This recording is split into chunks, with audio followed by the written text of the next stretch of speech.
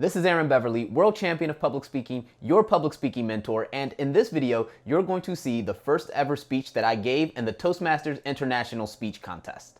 A few months back from the time of this recording, I released one of my former speeches that I thought was absolutely cringy. I gave you the target of reaching 50 likes, at which point I would then release a video of my first ever contest speech. And today, I'm following through. Now, just a warning. This speech was given back in 2012, so the audio and visuals are not going to be up to date. But hopefully you'll still be able to view it and you'll be able to see that even I was a novice speaker who had many opportunities to improve. But if I could start from that point and get to the World Championship of Public Speaking, you too can reach similar goals. If you find any value from this, please like, subscribe, and share this video with anyone who you think can use the content, because those small acts help this channel and its mission out tremendously. And now, without further ado, here's the speech. Enjoy. Ladies and gentlemen, take a moment right now and listen. That sound that you're hearing is silence, and silence is golden. We've all heard this expression before, whether in a movie theater or word of mouth, but for me, this phrase was personal. I was not always the person who could so willingly stand up in front of a crowd and speak. I was the person who thought that speaking up was too much trouble. I was a firm believer that silence was golden.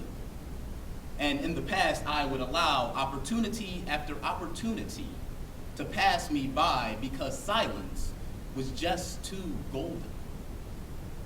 That would begin to change when I got to college, as it was there I met a person. He and I looked similar, we dressed similar, but he was my exact opposite. He didn't believe that silence was golden. His name was Jared, and everybody loved Jared. I mean, they would absolutely fawn over this guy.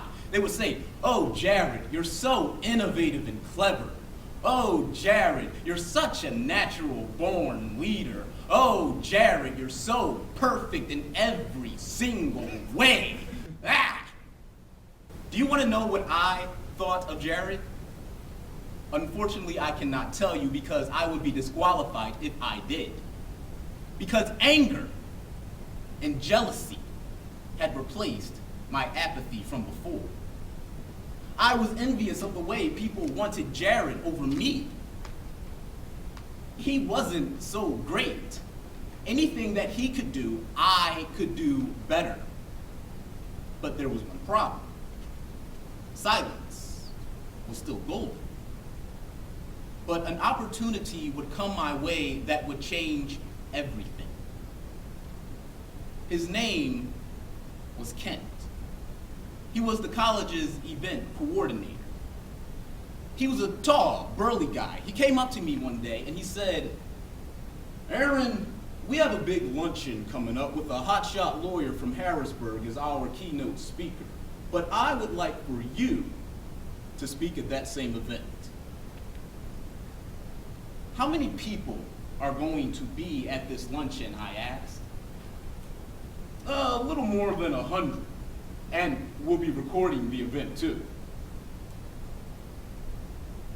100 people. Recording. This guy was out of his ever-loving mind.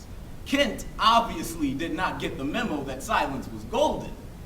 I was getting ready to remind him of just that when he said something that struck a nerve. "If you don't want to do it, I'll just ask Jared." Jared. It was then that I realized, as I was watching another opportunity pass me by, that it was pointless to be angry at people like Jared, because all they did was take up the slack for those who thought that silence was golden.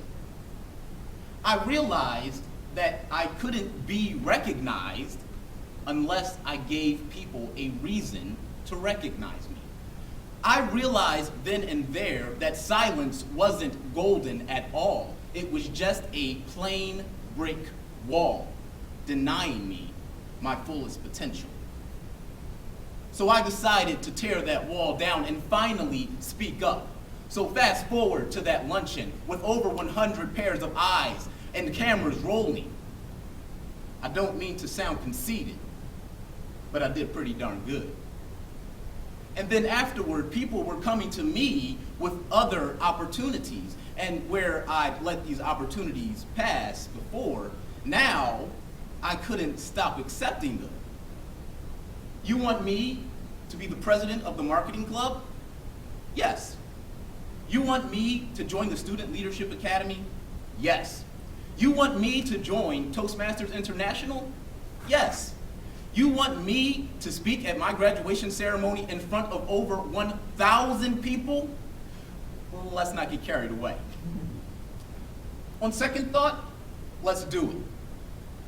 I was finally being recognized, and it was all because I realized that silence wasn't golden. My story should sound familiar because all of you have had this same experience, where silence seemed like the easiest and the best option.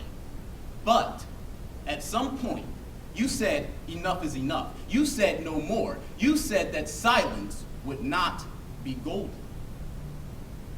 How do I know this? Because you're sitting right here in the Toastmasters Club.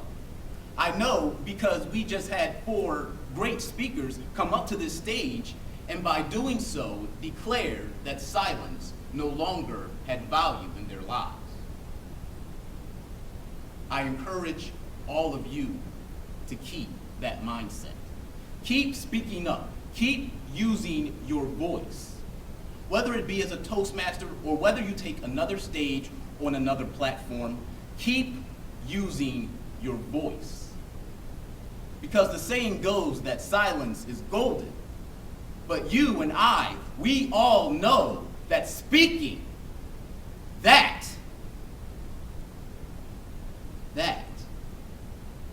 is priceless.